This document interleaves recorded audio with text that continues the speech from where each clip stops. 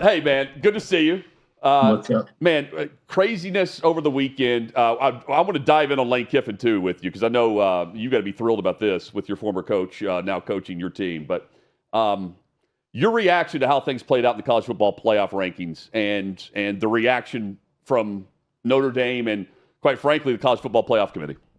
Sure. I like the decision to put Miami in. Of course, I live in South Florida. That has nothing to do with it. I think the head-to-head, of course, was the big deal. When you look at both resumes, it comes down to that one thing. Yes. The head-to-head. That was the last thing that could be determined in a way where one gets in, one doesn't.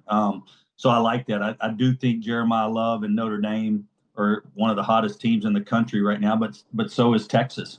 So is Vanderbilt. I mean, you've got those three teams right there that could actually probably win a national championship if they went on a run and got hot. So it's not like Notre Dame's the only team left out of this thing. I do think there's other teams deserving. I know we saw BYU get waxed again by Texas Tech, but Texas Tech's a top 5 team, and that's the only team they've lost to all year. Maybe they match up better against somebody else, but when you got to pick the 12, I think they did a good job in picking the 12. And some of these first-round games are lopsided in terms of spreads. Y'all probably talked about it before I got on the show, but some of these games, they're a little bit lopsided in terms of the spread. And so, would a Vandy or would a Texas or, of course, would a Notre Dame be a lot better in terms of how Vegas viewed the way the games might play out? But you have to have those at large bursts. You have to have a few of those schools get those bids, and they deserve it too. So it's just it's the way of the landscape in college football, and I like to see a James Madison get a chance in a big game scenario like they will have to travel to Eugene and play Oregon, and it's going to be fun. We do know Ole Miss waxed Tulane early in the year when Lane and the whole staff was in place, and of course Ole Miss deserves right where they're at with the way they played. So especially in the toughest conference. So I do like the way that it was handled with the Notre Dame Miami situation, but I think there are some lopsided games in the first round that we could see big margins of wins. We saw the showdown with Mendoza and Sayin on Saturday. Is Mendoza winning the Heisman? Would that be your vote? Is it Pavia? Is it Jeremiah Love? You just mentioned him. I do like those two, Pavia and Mendoza. I think Mendoza won that game without one of his top 2 receivers being out, Omar, and so I think what he's done, body of work, where Indiana's come from, and Vandy's a story much like Indiana. A team that's always struggled in their conference. And just doing some unbelievable things. But when you look at Indiana and being undefeated and what Mendoza and that motley crew group that they've got, it seems like, the way that Cignetti was able to put together that front 4 on defense and give them a real chance to stop teams like Ohio State and to stop teams like Oregon. What they've done this year, the full body of work with Mendoza, of course, going down the field against Penn State and scoring in that last drive. That was the biggest Heisman moment, I think, of any. But I do think Pavia is just as good a player at the college level. I don't know if he'll turn into a pro like Mendoza or if Mendoza will be good at the pro level either. I just think we've seen so many Heisman Trophy winners, and I always ask my buddies this one trivia question. Do you know the only quarterback that's ever won a Heisman and has been inducted into the National Football Hall of Fame? There's only one. So a lot of these Heisman Trophy winners don't pan out, and it's Roger Staubach. Oh, okay. Wow, yeah. I was about to say, please answer that for us because I was racking my brain. Isn't it amazing that Curt Cignetti didn't get a chance to be a head coach in FBS until he was 59? The guy's 64 years old, and I'm like, all the years we could have had this guy dominating college football. Imagine Curt Cignetti at Florida or Curt Cignetti at LSU at some point. He was with Nick Saban on his first staff at Alabama and went through their first national championship and then left for IUP and Elon before getting – I'm mesmerized watching this guy and his confidence – his attention to detail. Like, what did we miss out, Josh, on not having Curt Cignetti around for a bigger chunk of major college football? I know it. It's now that you look back on it, it's crazy to think that he didn't get an opportunity earlier. So many of Saban's past staff members, have turned into brilliant head coaches, and Kirby being one of them. Dan Lanning's been around Saban. I mean, there's just been so many. Jimbo Fisher won a national championship. There's just been so many that have done well, and he's another that has come out of the Saban tree. But yeah, when you look at his age, and I guess he's accumulated a lot of knowledge through all the things that he's been through, and he's peaking at the right time, and that's right now. So I think, kudos to him for probably taking the long road and having to take the long road. Some coaches don't have to take that long of a road. I know, Lane Kiffin got hired in his early 20s by Pete Carroll at USC, and him and Sarkisian, had big roles early on in their 20s, and kind of climbed the ladder fast. Have lived 9 lives, both of them. But then you look at a guy like Cignetti, and he's done it late in his career, and now it's just gone through the roof for him. And I'm so proud of what he's done. It's fun. I've got buddies that went to Indiana that they just can't believe themselves, and that's what's so fun about college football. Not real quick, but we could dive in as long as you want to go here. But I want to go SEC championship game before we go to Kiffin and the details that you can give perspective on. You went from Chattanooga to Atlanta last week, right? Chad was down there in Chattown with you. Yeah. And you go to Atlanta, you see the SEC title game. What was the chatter like after that game when Georgia handles Bama? And did you ever believe that Bama had a shot at not making the playoff after seeing that game? I just think Alabama and what they did during the middle of the regular season was fantastic. I was also at the Georgia game where Alabama went into Athens and won that game, and everybody's talking about that's maybe the best win of any win in college football all year. And what they did in the middle of the year was have an unbelievable run. They also, I think they had like 7 or 8 starters out. You guys might know. That's about right. In the game. So it's like they're not at full strength. In a month from now or 2 or 3 weeks from now, they might be at a higher strength. I think there's a couple plays in that game early that went bad for Bama. And if they execute those plays, it's not out of hand as much. And so, yeah, they weren't the last team in. They were the second or third to last team in. And so I just think we know Bama's strong. We know they can beat anybody on any given day. They have to play well. They don't look like they're potent in the run game. Of course, against Georgia with the 2 tailbacks out, they really struggled, but they'll hopefully get those guys back for their first matchup against Oklahoma. And they're favored against Oklahoma on the road. So how do you say that you can leave a team out that's going to be favored against another team that's in the deal as well on the road? I mean, so Alabama's got a lot going for them, even though they took it on the chin to Georgia. I think Georgia's hunting, and I think they're hunting for all the right reasons. And I think, when you look at Ohio State and Indiana and you look at their resumes, and of course Indiana being undefeated now, I still think Georgia is the best team in college football. And that's not because they play in the SEC.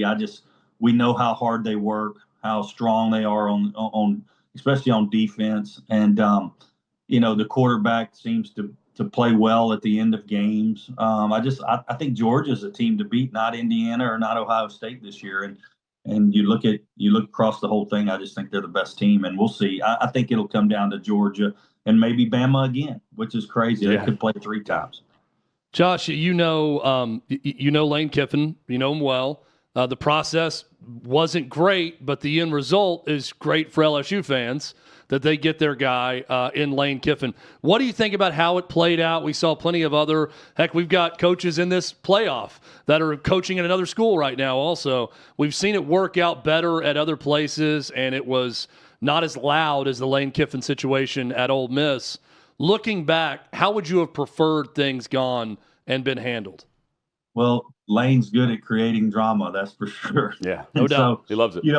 Being an LSU guy, I'm super happy that he's here because he brings such a presence, I think, to especially the marketing and the NIL state that we live in now in terms of college football. Perception's reality, right? I mean, Lane Kiffin's he's firing guns of fire, and he's like Steve Spurrier. He's like a modern day Steve Spurrier to me. He's cool. And so he's a cool coach. That's how I would describe it. He's relevant. He trends. He trends. Yes, he definitely trends. For some reason, he trends more than others, right? Yeah. And he has put together unbelievable offenses. They're balanced. People don't understand how balanced his offenses are. And my brother played 5 years under him and Sarkisian and Carroll. And that's why I mention them sometimes, because there's so many memories in my head of my brother JD playing quarterback at SC for those guys and me being around them. We're all the same age. And we would go after games or after practices and we'd go hang out, And so I got to know them when they were very young, and I was very young at the same time. Then I got to play for Lane in Oakland behind Jamarcus Russell for a bit, and so I've seen him work. He's not that personable, really, to be honest with you, in the building or on the practice field. He's just set in his ways. He carves up people he carves up defenses by his play calling. He's got great game day play calling awareness. Saban loved him being there at Alabama. They did some amazing things, but so did Sark when he was at Alabama. He's a different bird, that's for sure. And like you said, whatever he does seems to make a big splash. So I'm happy for LSU because we're already getting recruits. I can see it, turning into something already in terms of the offseason. And so I'm glad he's there. But on the other side of the coin, you hate it for the kids at Ole Miss, to be honest. And they had their coach leave in the middle of a playoff run, and they got a chance to win it all too. I love their offense. I like what he's done defensively there, and Pete Golding has done that, and he's done a great job. So, I'm glad he let the Charlie Wise Jr. go back and coach in the playoffs, so they have a real legitimate chance. So, I'm be honest here. When was this deal done? When did you know Lane Kiffin was the coach? Well, I know Verge Osbury, the AD at LSU, has been a buddy since I was in school there, and he used to work under Saban and that staff a long, long time ago. He used to walk around making sure we were in class, and he'd either check you off as in class or absent, and you'd have to do some running after practice. He wasn't the AD back then. I know that. I have a lot of buddies that are close to him that are in the building. Guys like Kevin Falk, Justin Vincent used to play at LSU, running backs, both of them actually. They said that, it looked really, really strong about a week before it happened. And he had been there. And so that's all that they could say. They knew that they didn't want any of this stuff getting out there in the public. But he was, it looked like that's where he was leaning. And then when I saw the Florida deal fall off the last day or two, that last weekend of college football, I knew that it was either Ole Miss or LSU, and he had been to LSU, and he met with all the right people. So I figured it was a chance that it would go down, and then sure enough, it did. And we're all happy at LSU, and I know it's just where does Louisiana get the money to pay all these people? We're probably still paying Orgeron and 11 miles. Probably. You get the title, though, to pay for, right? Hey, just bring Orgeron back on Lane's staff, and then you can pay him to actually coach. If James Franklin can do it, Brent Pry, the last Virginia Tech head coach, is now the defensive coordinator for James Franklin, the same school. They've got a house there. Let him go ahead and do it. I think Lane said a call up at O, didn't he? And said he wanted to speak in his accent. Hey, it's clear that Saban had a big role in this. Saban has said he's nearly emotional over it. He was asked the question, his biggest regret in his career. And he's truthfully said, leaving LSU. He said, no offense to Alabama, but my biggest regret is leaving the state of Louisiana and LSU and the job I had, because he wanted to be Bear Bryant. He didn't want to be Vince Lombardi. Yeah. And he mentions LSU in that answer. We know he talked to Kiffin. You mentioned Verge Osbury. He called up Saban when he got this gig, right? Like, Saban's influence, is that here to stay? I mean, is Saban going to be an advisor for LSU? Oh, we would love to have him just being around the university, and now with his big role on game day, he's going to be everywhere. But he's probably played a huge part of Lane's life, and it's exactly like Monty and Pete Carroll. Lane's dad and Pete Carroll were buddies, and he said he's going to talk to Pete too. I mean, those guys have probably instilled some amazing things in Lane along the way and helped him get to where he's at, of course. And so he's going to look to those two superstar coaches that are superstar people to help kind of lead him as mentors. I know, Saban has always said there's per capita, I even saw something the other day, per capita, Louisiana leads, I think, in NFL players in a particular state per capita. So we have so much talent. We don't have to go up against an Auburn or Alabama has to go up against each other. Florida, of course, all the schools, Florida State, Miami, and others. South Carolina has to go against Clemson, Vandy, Tennessee, Texas A&M. We're one of the states that are it's different. They're just LSU and then everybody else, and so we can hand pick the guys that we want if the program's in a solid situation and in a solid place. So I think that's what Saban reiterated to Lane was, man, they got so much talent there, buddy. If you can just go and rule and reign in the state, and then you go hand pick some guys nationally, and you've got NIL money, you have a chance to win championships. That's for sure. And I think at Ole Miss, it's an uphill climb. He's been able to climb that hill almost to the top. But at LSU, he should be able to play with the Georgias and Bamas on a consistent basis and have maybe even topple them for a decade. So we'll see. It's going to be interesting. Yeah, the only competition for LSU is the Saints, and that's not even a competition. LSU is far more popular. Hey, That's right. Chad and I have one request. Whenever we're at an LSU game and there's a post-game party, can you get us in with you and Lane and the crew?